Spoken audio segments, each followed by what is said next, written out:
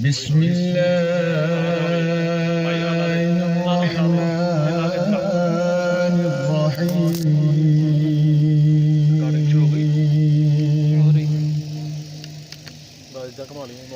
يا أيها الذين آمنوا استعينوا بالصبر والصلاة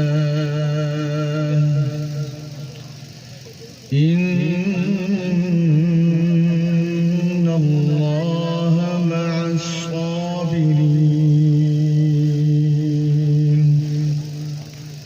ولا تقولوا لمن يقتل في سبيل الله أموات بل أحياء ولكن لا تشعرون فلنبلونكم بشيء من الخوف والجوع ونقص من الأموال والأنفس والثمرات وبشر الصابرين الذين إذا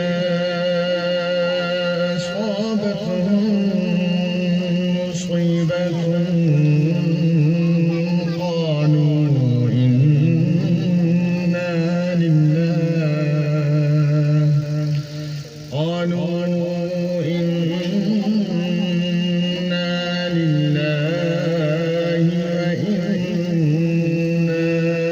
إليه راجعون أولئك عليهم صلوات من ربهم ورحمة فأولئك هم المهتدون صدق الله العلي العظيم جزا الله عنا محمدا ما هو أهله رضيت بالله ربا وبالإسلام دينا وبمحمد نبيا صلی اللہ علیہ وسلم. محترم سامعین، اس وقت ہم سب بھائی اویس الحق کے لیے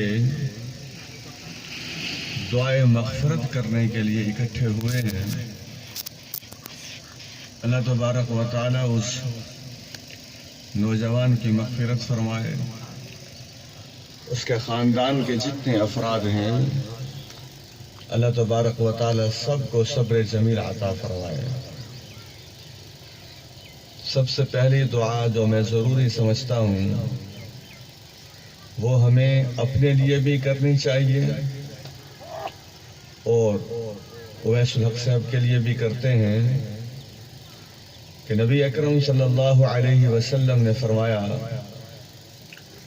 روزانہ قبر میں 2 مرتبہ انسان کو وہ مقام دکھایا جاتا ہے جو اسے قیامت والے دن اللہ تبارک و تعالی کی طرف سے ملے گا. تو یہ دعا کر لیجئے اور ان کے جتنے رشتہ دار یہاں موجود ہیں میں ان سب سے کہوں گا، چچا ہیں، کزن ہیں، ماموں ہیں، دیگر جتنے رشتہ دار ہیں یا ان کے والد صاحب اور بھائیوں تک اگر بات پہنچ رہی ہے تو یہ دعا کیا کریں کہ پروردگار اویس الحق کو روزانہ 2 مرتبہ اس کی قبر میں جنت الفردوس کی زیارت عطا فرما. اور یہ بہت بڑی ایک خوشخبری ہوتی ہے، اس لیے حدیث میں موت کو مومن کے لیے تحفہ قرار دیا گیا ہے کہ جو موت ہے در حقیقت ایمان والے کے لیے تحفہ ہوتی ہے. حضرات، میں نے سورۃ البقرہ کی جو آیات آپ کے سامنے تلاوت کی ہیں خوب اچھے طریقے سے سن لیجئے، سمجھ لیجئے۔ دیکھیں، کچھ لوگ ہوتے ہیں جو ایسے پروگراموں میں اس لیے آتے ہیں کہ یہ ہمارے پاس آتے ہیں، ہم ان کے پاس جاتے ہیں، اس طریقے سے یہ سلسلہ چلا رہے گا۔ یا برادری ہے، خاندان ہے، محلے داری ہے۔ اس وقت آپ سب کے دلوں پر اللہ تبارک و تعالیٰ کی نظر ہے۔ میں آپ کا لفظ تبدیل کر دیتا ہوں، ہم سب کے دلوں پر اللہ تبارک و تعالیٰ کی نظر ہے۔ میں بھی آپ کے ساتھ شامل ہوں۔ جس کے دل میں اللہ کے کلام کو سمجھنے کا کوئی ذوق اور شوق نہیں ہے، اللہ تبارک و تعالیٰ اسے کبھی بھی ہدایت پر استقامت نہیں عطا فرماتا۔ وہ دل دیکھتے ہیں اللہ تبارک و تعالیٰ۔ ایک آدمی اگر بیٹھا ہے اسی جذبے سے بیٹھا ہے، بس ٹھیک ہے جی، تقریر ہو جائے گی، اس کے بعد دعا ہوگی اور کچھ کھانے پینے کا سامان ہوگا، اپنے اپنے گھروں کو جائیں گے، ایسے شخص کو اللہ تبارک و تعالیٰ زبردستی کبھی اپنا نہیں بناتے۔ اللہ تبارک و تعالیٰ کی نظر ہوتی ہے انسان کے دل پر کہ یہ میرے کلام کو سمجھنے کا شوقین ہے بھی صحیح کہ نہیں۔ اچھا، کچھ لوگ ایسے ہوتے ہیں، قرآن مجید پڑھا جا رہا ہے، اچھا ایسے لوگ ہوتے بڑے سمجھدار ہیں، اگر وزیر اعظم کے مجلس میں بیٹھے ہو، وزیر اعظم گفتگو کر رہا ہو، یہ نہیں بولیں گے، خاموش رہیں گے، بھئی وزیر کے سامنے کون بولے۔ اللہ کا قرآن پڑھا جا رہا ہے، یہ بولنے سے باز نہیں آتے۔ تصور کیجئے، رب العالمین کے کلام کے سامنے بولنے کی جرت کسے ہو سکتی ہے کہ اللہ کا کلام، بادشاہ کا کلام ہو۔ اس لیے قرآن مجید میں جو قرآن پڑھا جائے اسے خاموشی سے سنیں اور خاموش رہیں، توجہ سے سنیں تاکہ تم سب پر رحم کیا جائے۔ تو یوں سمجھ لیجئے یہ مجلس دو کاموں کی وجہ سے مجلس رحمت بن جاتی ہے۔ ہم انشاءاللہ خاموش بھی ہیں، آپ سب کو خاموش رہنا چاہیے۔ کوئی آپ سے گفتگو کرے، ہاتھ کے اشارے سے منع کر دیں کہ میرے اللہ اپنے کلام کی شکل میں مجھ سے گفتگو کر رہے ہیں، میں تمہاری بات کیسے سنوں۔ اور دوسری بات جو ہونی چاہیے وہ یہ ہے کہ زبان خاموش ہو، کان جو ہے مکمل طور پر متوجہ ہو۔ ہاں، کچھ افراد سبحان اللہ کہتے رہتے ہیں، الحمدللہ کہتے ہیں، اللہ اکبر کہتے ہیں، لا حول ولا قوت الا باللہ کہتے ہیں، ان کے لیے بھی خوشخبری ہے۔ حدیث میں آتا ہے کہ جب میرے بندے کے ہونٹ میرے ذکر کے لیے حرکت کرتے ہیں تو اس وقت میں اپنے بندے کے ساتھ ہوتا ہوں۔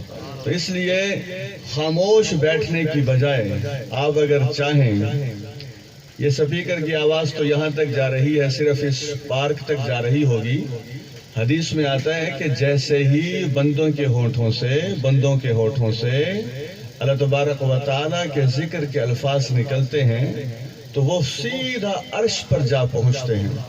عرش پر پہنچنے کے بعد وہ طواف شروع کر دیتے ہیں۔ جیسے ہم مسجد حرام میں جو بیت اللہ ہے، بیت اللہ کے ارد گرد طواف کرتے ہیں، وہ الفاظ وہاں جا کر طواف کرتے ہیں، اور طواف کرنے کے دوران، طواف کا مطلب ہوتا ہے گردش کرنا، ان کی آواز ایسے ہوتی ہے جیسے شہد کی مکھیوں کی بھن بھناہٹ ہوتی ہے۔ اور ذرا تصور کیجئے وہاں جا کر ان الفاظ کو اللہ تبارک و تعالیٰ بولنے کی طاقت عطا فرما دیتے ہیں، اور وہ وہاں جا کر بتاتے ہیں کہ ہم فلاں شخص کی زبان سے نکل کر آپ کے پاس آئے ہیں۔ اس لیے اب کتنا خوش نصیب وہ آدمی ہے، حدیث میں آتا ہے جس کے پاس 4 چیزیں ہیں اس کے پاس ساری دولت ہے۔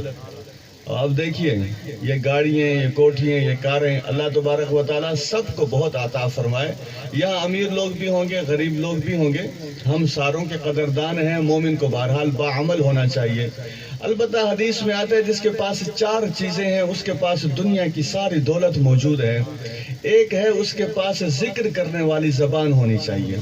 مومن کی زبان پر جھوٹ نہیں آ سکتا، مومن کی زبان پر گالی نہیں آ سکتی۔ آپ اپنے آپ کو پہچانتے چلے جائیں، یا چلیں میں پھر ہم کا لفظ استعمال کرتا ہوں، ہم اپنے آپ کو پہچانتے چلے جائیں۔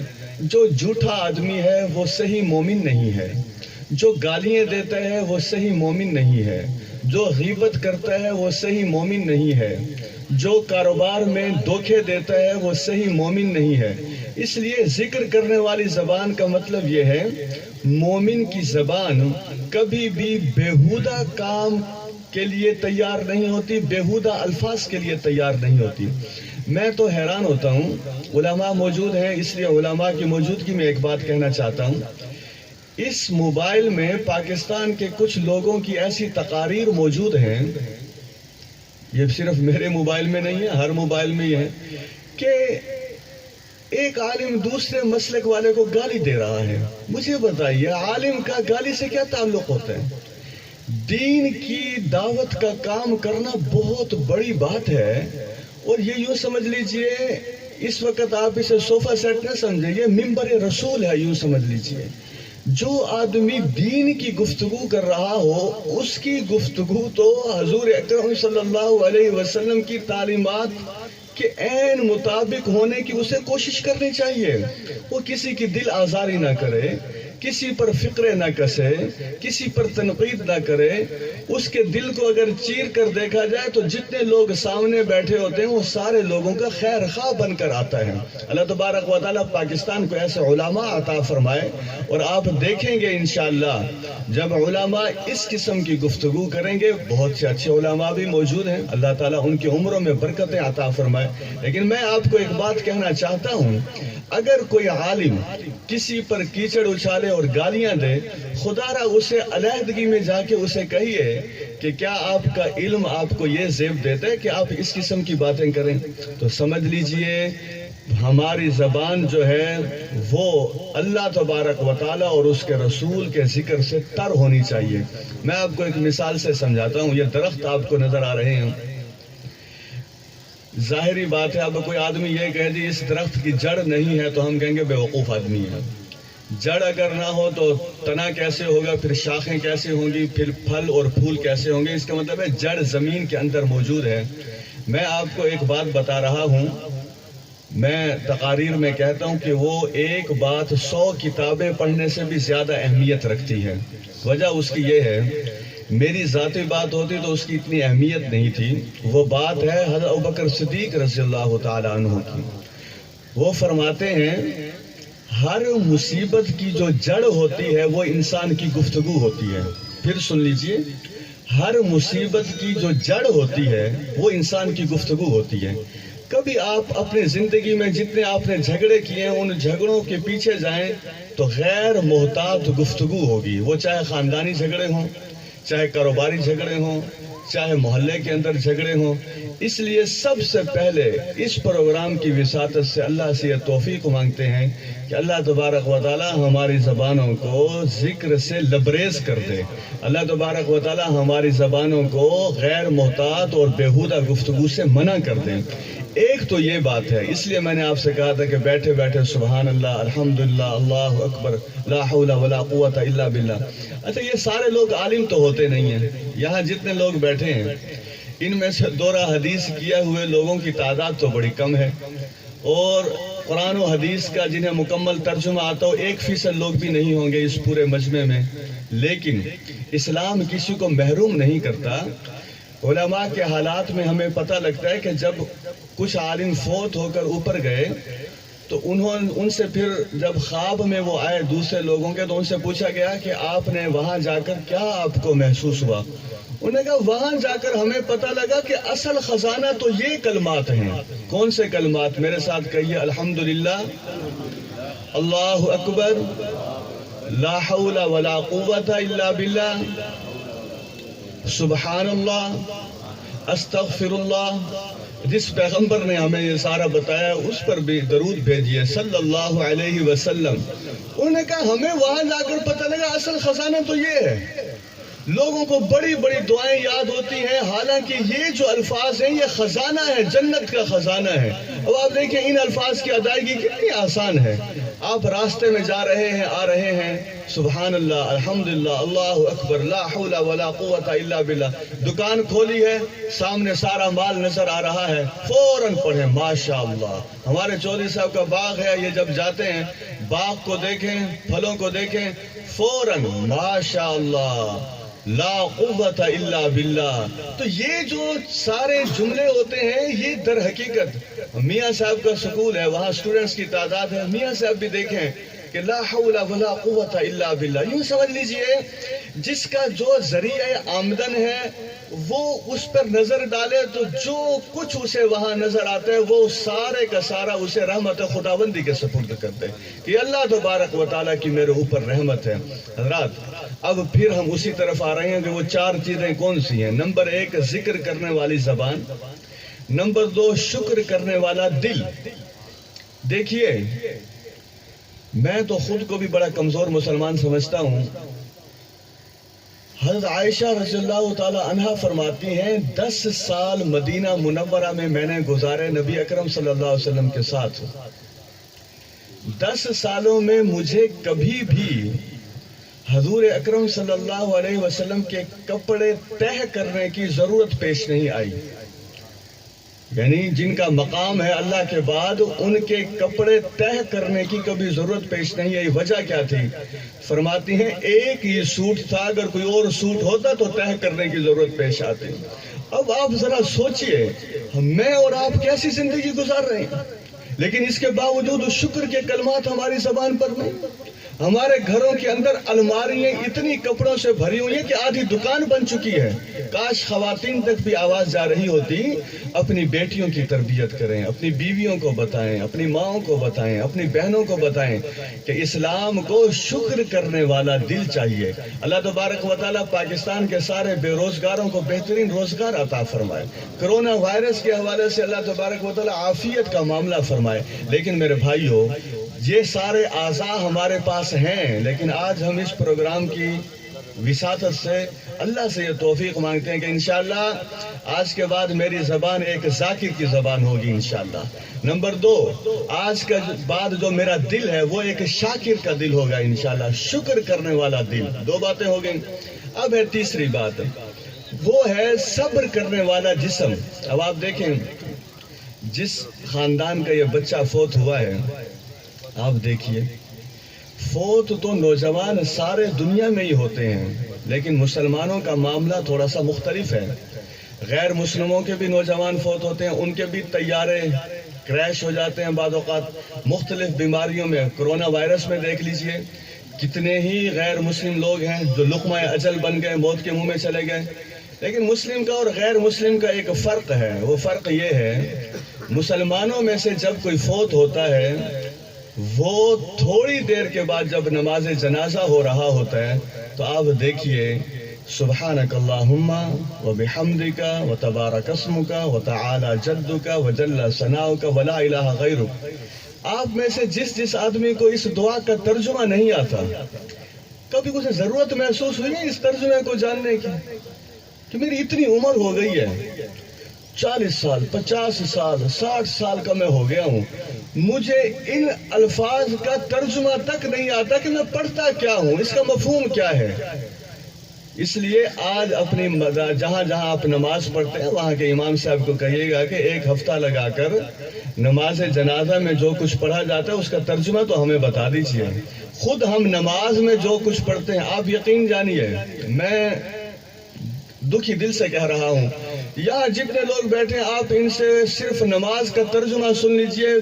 میں ذمہ داری سے کہتا ہوں 1% لوگوں سے زیادہ آپ کو ترجمہ سنا جائیں تو آپ چوک سرور شہید میں میرے داخلے پر پابندی لگا دیجئے کہ پروفیسر صاحب آپ نہ آئیے ملتان سے، ہمارے علاقے کے لوگ بالکل نہ آتا ہے اور نہ سیکھنے کا شوق ہے.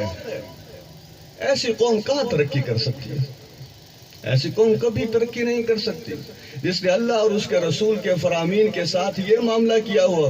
جانتے ہیں سب سے بڑی دولت قرآن، اس کے بعد حضور اکرم صلی اللہ علیہ وسلم کا فرمان، جس آدمی کے دن کے 24 گھنٹوں میں سے کوئی وقت بھی ان دونوں کے ساتھ نہیں گزرتا وہ اچھا آدمی کیسے بن سکتا ہے؟ یہ خود بخود صرف مکان بنا لیا اور سمجھا میں اچھا آدمی بن گیا ہوں. تنخواہ 8-10 لاکھ روپے تک پہنچ گئی، کاروبار میں نفع کروڑوں تک پہنچ گیا اور خود بخود سمجھنا شروع کر دیا کہ میں اچھا آدمی. اچھا آدمی کون ہوتا ہے وہ بھی حدیث سن لیجئے، ابھی ہم ساروں کا پتہ لگ جائے گا. نبی اکرم صلی اللہ علیہ وسلم نے لوگوں سے فرمایا کیا میں تمہیں بتاؤں تم میں بہترین لوگ کون ہیں؟ انہوں نے عرض کی ضرور. ارشاد فرمائی ہے، فرمایا تم میں سے بہترین لوگ وہ ہیں جنہیں دیکھتے ہی اللہ یاد آ جائے. اب آپ تو سب یہاں کتنے لوگ ہیں جنہیں دیکھتے ہی اللہ یاد آ جائے؟ آپ کے ساتھ کوئی آدمی بیٹھا ہے، اس نے 10 منٹ گفتگو کی ہے، اللہ کو تو بھلا دیتے ہیں وہ۔ بےہودہ فلمیں، بےہودہ گانے، اس عورت کی بات، اس عورت کی بات، اس قبضے کی بات، اس قبضے کی بات، اس لوٹ مار کی بات، اس چوری کی بات، عریانی، فحاشی، یہ ساری گفتگو کرنے والے سے کہاں اللہ تبارک و تعالیٰ یاد آتے ہیں؟ یہ تو جسے اللہ یاد بھی ہو اس کی مجلس میں بیٹھ کے اللہ بھول جاتا ہے، معاذ اللہ۔ ایسا شخص ہونا چاہیے جس کے ساتھ بیٹھے، بالکل ایسا شخص ہونا چاہیے کہ جیسے درختوں کا سایہ ہوتا ہے اور دھوپ سے انسان بچ جاتا ہے، کسی آدمی کے ساتھ انسان تھوڑی دیر کے لیے بیٹھے، ایسے سمجھے کہ وہ رحمت خداوندی کی آغوش میں آ گیا ہے۔ ایسا کردار ہونا چاہیے۔ میرے بھائیوں، پہلی چیز زبان کا ذکر، دوسری چیز دل کا شکر، تیسری چیز صبر، چوتھی چیز جسے ایسی بیوی مل جائے، ہمیں ایسی بیویوں کی تلاش ہے جو مربوں کے مربے لائے اپنے ساتھ وراثت میں۔ ہمیں ایسی بیویوں کی تلاش ہے جو بڑے بڑے بینک بیلنس لے کر آئے۔ نبی اکرم صلی اللہ علیہ وسلم کیا فرما رہے ہیں؟ ہر اس بیوی کو حضور اکرم صلی اللہ علیہ وسلم دولت قرار دے رہے ہیں جس کے اندر 2 خوبیاں ہوں۔ نمبر 1، وہ اپنے شوہر کے مال میں خیانت نہ کرے۔ نمبر 2، وہ اپنی عزت کے اوپر کوئی حرف نہ آنے دے، اپنی عزت کی حفاظت کرے۔ جس آدمی کو با کردار بیوی مل گئی، سمجھ لیجئے اسے بہت بڑی دولت مل گئی۔ واللہ تبارک و تعالیٰ کا جتنا شکر ادا کرے اتنا کم ہے۔ اصل دولت تو یہی ہے، کردار، شرافت۔ حضرات، میں یہ چاہتا ہوں کہ جس بچے کے لیے ہم یہاں اکٹھے ہوئے اس کا نام ہے اویس۔ آپ جانتے ہیں ایک علاقہ ہے اس کا نام ہے قرن۔ یہاں جتنے نوجوان بیٹھے ہیں جن کے والدین زندہ ہیں، بلکہ نوجوان کیا، جس کے والدین زندہ ہیں وہ ذرا توجہ سے سن لیں، جن کے والدین فوت ہو چکے ہیں وہ بھی توجہ سے سن لیں، ان کے لیے بھی بڑا سبق ہے اس میں۔ حضور اکرم صلی اللہ علیہ وسلم کے چہرہ مبارک کی زیارت بہت بڑی نیکی، اس کی زیارت سے انسان صحابی بن جاتا ہے۔ قرن ایک علاقے کا نام ہے۔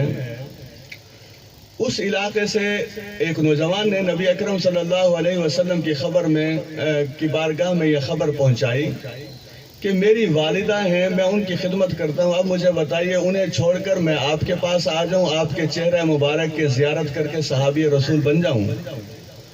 جواب میں ارشاد فرمایا، نہیں، میرے پاس نہ ہو، اپنی والدہ کی خدمت کرو۔ تصور کیجیے، گویا یوں سمجھ لیجئے چہرہ رسول کی زیارت سے زیادہ افضل عمل والدہ کی خدمت بن گیا۔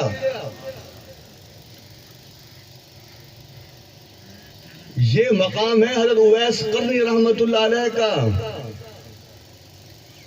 اور اسی طریقے سے والد کی خدمت۔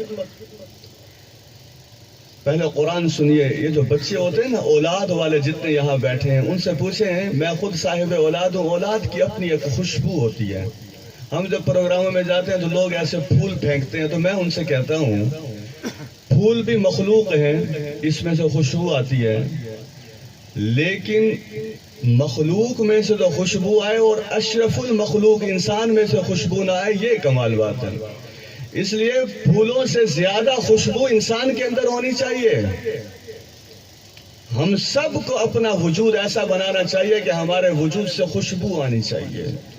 جس رشتے کے اندر ہم بندھے ہوئے ہیں، بیوی کہے میں نے ایسا شوہر نہیں دیکھا، اولاد کہے میں نے ایسا باپ نہیں دیکھا، ہمسایہ کہے میں نے ایسے ہمسایہ نہیں دیکھا، گاہک کہے میں نے ایسا دکاندار نہیں دیکھا، شاگرد کہے میں نے ایسا استاد نہیں دیکھا، سسر کہے میں نے ایسا داماد نہیں دیکھا، بہن کہے میں نے ایسا بھائی نہیں دیکھا، ماں کہے میں نے ایسا بیٹا نہیں دیکھا، چچا کہے میں نے ایسے بھتیجا نہیں دیکھا، کزن کہے میں نے ایسا کزن نہیں دیکھا۔ اور سچی بات یہ ہے، ان سارے رشتوں سے بڑا رشتہ ہے اللہ کا۔ اللہ تبارک و تعالیٰ بھی کہے کہ واقعی یہ بندہ میرا بندہ ہے، یہ انداز ہونا چاہیے۔ اسلامی تاریخ میں واقعہ ملتا ہے، لیکن اس واقعے سے پہلے اولاد کی خوشبو کے حوالے سے میں ایک باپ کے جذبات آپ کے سامنے رکھنا چاہتا ہوں سورۃ یوسف کی روشنی میں۔ واقعہ تو آپ سب جانتے ہیں کہ کیسے حضرت یوسف علیہ السلام کے بھائیوں نے انہیں کنویں میں ڈالا، پھر وہ مصر میں گئے، پھر قید خانے میں، پھر مصر کی وزارت مل گئی۔ ان کی محبت میں باپ کی بینائی حضرت یعقوب علیہ السلام کی وہ جاتی رہی، نابینا پن آ گیا۔ اب مصر سے قمیص بھیجی حضرت یوسف علیہ السلام نے فلسطین۔ مصر اور فلسطین کے درمیان ہزاروں کلومیٹر کا فاصلہ ہے، لیکن جب وہ قمیص وہاں سے چلی مصر سے اور فلسطین آنی تھی، ذرا قرآن سے پوچھئے کہ کیا ہوا؟ وَلَمَّا فَصَلَتِ الْعِيرُ قَالَ أَبُوهُمْ إِنِّي لَأَجِدُ رِيحَ يُوسُفَ لَوْلَا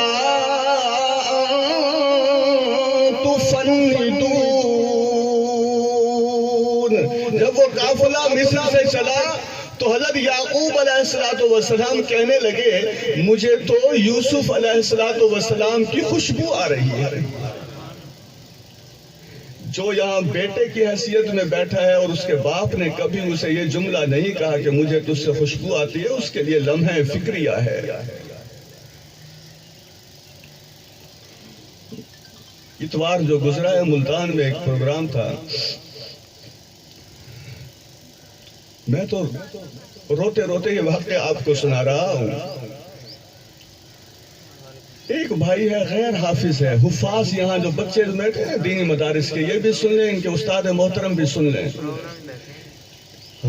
ایک بھائی غیر حافظ ہے، اس نے کہیں نہیں پڑھا، صرف لکھنا پڑھنا جانتا ہے۔ ایک حافظ قرآن ہے۔ اب جو حافظ قرآن ہے، لمبا واقعہ مختصر سناؤں، دونوں وہ بھی کاروباری، حافظ قرآن نے باپ کا گریبان پکڑ لیا، باپ کا گریبان پکڑ کے اس کی پیشانی کے اوپر مکہ رسید کیا، اور جو غیر حافظ ہے وہ اپنے باپ کی خدمت کیے جا رہا ہے۔ اب باپ روزانہ اس حافظ کے لیے رات دن یہ بد دعائیں کر رہا ہے کہ اے اللہ اس کی دنیا اور آخرت برباد کر دے۔ میں یہ نہیں کہہ رہا کہ سارے حافظ ایسے ہوتے ہیں، میں ان بچوں کو سمجھانے کے لیے کہہ رہا ہوں کہ حافظ کو غیر حافظ کے مقابلے میں کئی گنا زیادہ ماں باپ کا مؤدب اور حسن سلوک کا پیکر ہونا چاہیے۔ اس کے سینے میں جتنی آیات ہیں وہ والدین کے حقوق کے حوالے سے بھی اسے پتا ہونا چاہیے کہ ماں باپ کا کیا درجہ ہے۔ کیا زبردست کردار تھا حضرت یوسف علیہ السلام کا۔ وَلَمَّا فَصَلَتِ الْعِيرُ قَالَ أَبُوهُمْ إِنِّي لَأَجِدُ رِيحَ يُوسُفَ لَوْلَا تُفَنِّدُونَ۔ یہ آیات صرف اس لیے نہیں ہے کہ رمضان مبارک میں نماز تراویح میں پڑھی جائیں، یہ آیات صرف اس لیے نہیں ہے کہ ختم قرآن کے موقع پر پڑھ دی جائیں، یہ آیات صرف اس لیے نہیں ہے کہ ان آیات کو سینوں میں اتار کر اور حافظ قرآن کا ٹائٹل حاصل کر لیا جائے، یہ آیات صرف اس لیے نہیں ہے کہ دورہ حدیث کر کے عالم بن جایا جائے۔ یہ ساری چیزیں دنیا کے لحاظ سے ہیں، اللہ تبارک و تعالیٰ تو عمل دیکھتے ہیں کہ انسان کا عمل کیا ہے۔ اس لیے علامہ اقبال رحمۃ اللہ علیہ نے فرمایا تھا عمل سے زندگی بنتی ہے جنت بھی جہنم بھی، یہ خاکی اپنی فطرت میں نہ نوری ہے نہ ناری ہے۔ اصل ہے عمل۔ آپ کے پاس علم کی دولت تو ہے، عمل کی دولت ہے یا نہیں ہے، یہ ہے اصل کویسچن، ایک سوالیہ نشان ہے۔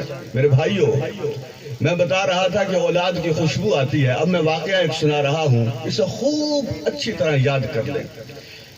حضرت عمر فاروق رضی اللہ تعالیٰ عنہ کا دور تھا، ایک آدمی ہے اس کا نام ہے امیہ الکنانی، چلیں الکنانی شاید آپ کو یاد نہ رہے، امیہ یاد کر لیجئے۔ امیہ الکنانی رحمت اللہ علیہ کے بیٹے کا نام تھا کلاب۔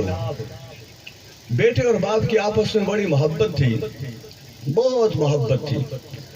اسلامی فوج جہاد پر جانے لگی تو کلاب نے کہا میں بھی جہاد پر جاتا ہوں۔ حضرت عمر فاروق رضی اللہ تعالیٰ عنہ نے جہاد پر بھیج دیا۔ اب جو باپ تھا امیہ، وہ حضرت عمر فاروق رضی اللہ تعالیٰ عنہ کے پاس گیا اور روتے روتے کہنے لگا کہ میں اپنے بیٹے کے بغیر نہیں رہ سکتا، میرے بیٹے کو آپ وہاں سے واپس بلوائیے۔ آپ نے فرمایا اچھا تم ایسا کرو، میرے پاس رہو، میں اسے بلواتا ہوں آپ کے بیٹے کو۔ تو کلاب کو واپس بلوایا گیا.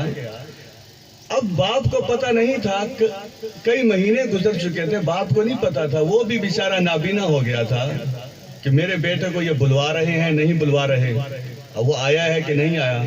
جب وہ مدینہ منورہ میں آیا کلاب رحمت اللہ علیہ، تو حضرت عمر رضی اللہ تعالی عنہ نے پوچھا کلاب سے، یہ بتاؤ تمہارا باپ تم سے اتنی زیادہ محبت کیسے کرتا ہے، اس کی کیا وجہ ہے؟ انہوں نے کہا جی وجہ تو یہ ہے میں حسن سلوک کرتا ہوں. سب سے پہلے ہمارے گھر میں جتنی اونٹنیاں ہیں، جب باپ کے لیے دودھ میں نے نکالنا ہوتا ہے تو بہترین اونٹنی کا انتخاب کرتا ہوں، بہترین اونٹنی کا انتخاب کر کے اسے چارہ کھلاتا ہوں، اس کے پاس اسے آرام دیتا ہوں، پھر اس کے تھن دھوتا ہوں، پھر دودھ دھوتا ہوں، اس کے بعد ٹھنڈا کر کے اپنے باپ کو پیش کر دیتا ہوں. یہ کچھ لوگوں نے اپنے والدین کے لیے نوکر رکھے ہوئے ہوتے ہیں. آپ یقین جانیے ایک وہ دوا ہے جو باپ کے ہونٹوں میں کے ذریعے اندر جا رہی ہے نوکر کے ہاتھوں کے ذریعے، اس کی اپنی تاثیر ہوتی ہے. ایک ہے جو بیٹے یا بیٹی کے ہاتھوں سے جا رہی ہے، اس کی اپنی تاثیر ہے. نوکر کے وہ جذبات ہو ہی نہیں سکتے جو ایک بیٹے یا بیٹی کے جذبات ہو سکتے ہیں. حضرت عمر فاروق رضی اللہ عنہ نے فرمایا اچھا جیسے تم کرتے تھے ویسے ہی کرو، لیکن تم نے ایک کام کرنا ہے، دودھ نکالنے کے بعد دودھ ہمارے حوالے کر دینا ہے، باپ کے سامنے نہیں آنا. انہوں نے کہا ٹھیک ہے جی. انہوں نے ویسے ہی کیا، اونٹنی کا انتخاب کیا، اسے چارہ کھلایا، دودھ، پھر اسے تھن دھوئے، دودھ نکالا، پھر دودھ ٹھنڈا کیا، حضرت عمر فاروق رضی اللہ عنہ کے پیش کر دیا. اب ذرا سن لیجئے، حضرت عمر فاروق رضی اللہ عنہ نے جب دودھ امیہ کے سامنے رکھا، آنکھوں سے نابینا ہو چکے تھے، کہنے لگے امیر المؤمنین اس دودھ میں سے تو میرے بیٹے کلاب کی خوشبو آ رہی ہے.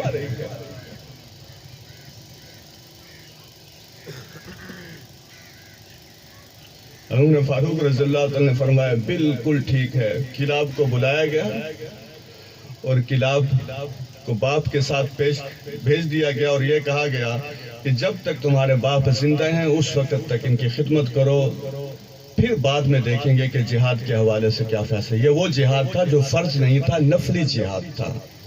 میرے بھائیو، ہم گفتگو کے اختتام پر اس خاندان کو ایک خوشخبری سنانا چاہتے ہیں جو غم کے اندر موجود ہے اس وقت.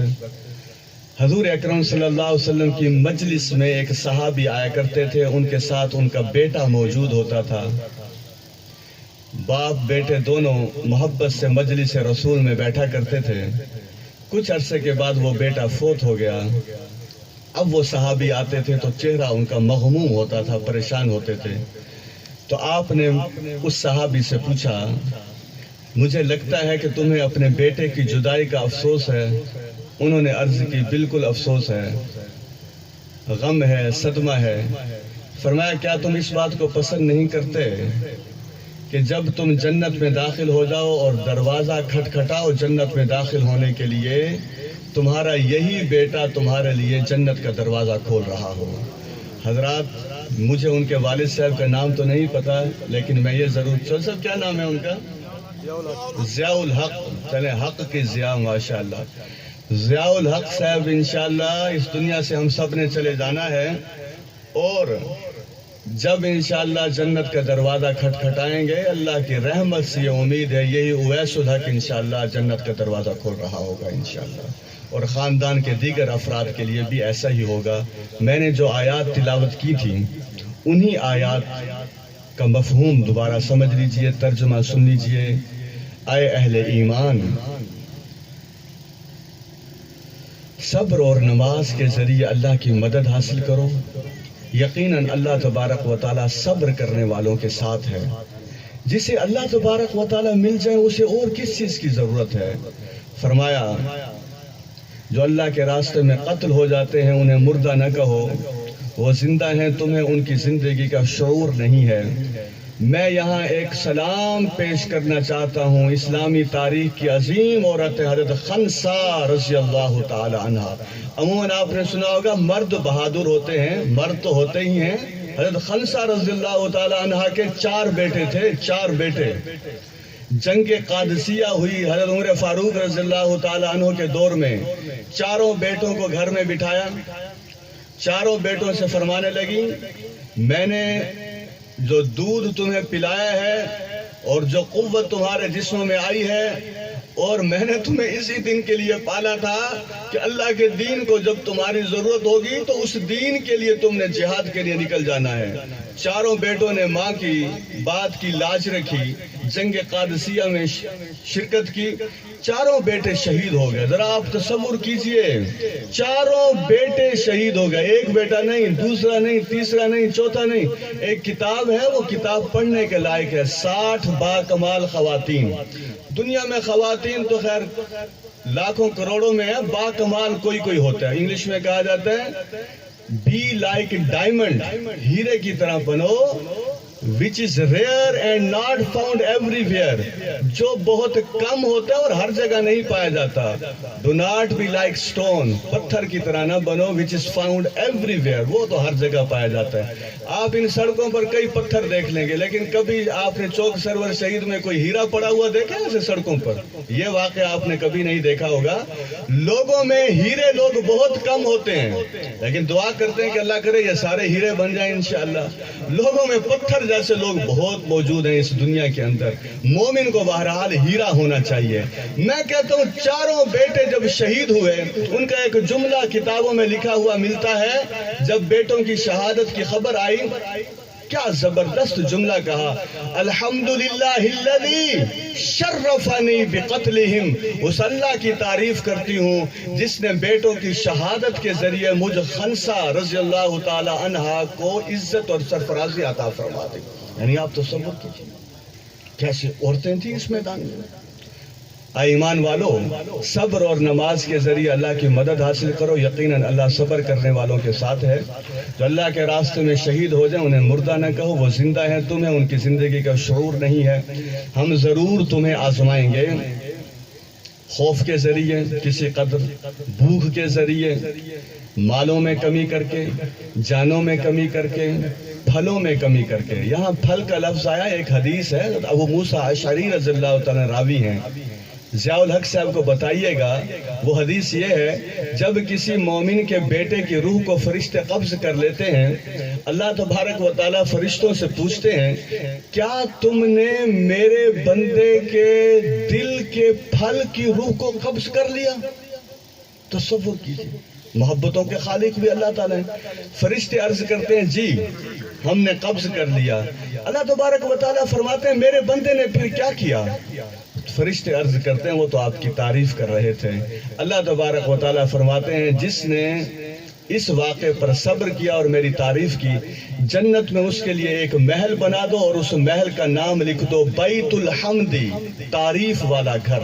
ضیاء الحق صاحب اور آپ کا سارا خاندان جو صبر کے راستے پر ہے، جس نے بال نہیں نوچے، جس نے سینہ کو بھی نہیں کی، جس نے کپڑے نہیں پھاڑے، جس نے زبان سے کوئی ایسے جملے ادا نہیں کیے، جس نے اللہ کے حکم کے اوپر آنکھوں سے آنسو تو ضرور بہائے ہیں، دل میں غم تو ضرور پیدا ہوا ہے، لیکن زبان سے وہی کہا ہے جو اللہ کو پسند ہے، تو پھر ایسے لوگوں کے لیے جنت میں محل تعمیر کر دیے جاتے ہیں۔ تو اس لیے فرمایا ہم تمہیں آزمائیں گے، لیکن صبر کرنے والوں کو بشارت سنا دو۔ وہ صبر کرنے والے ایسے ہیں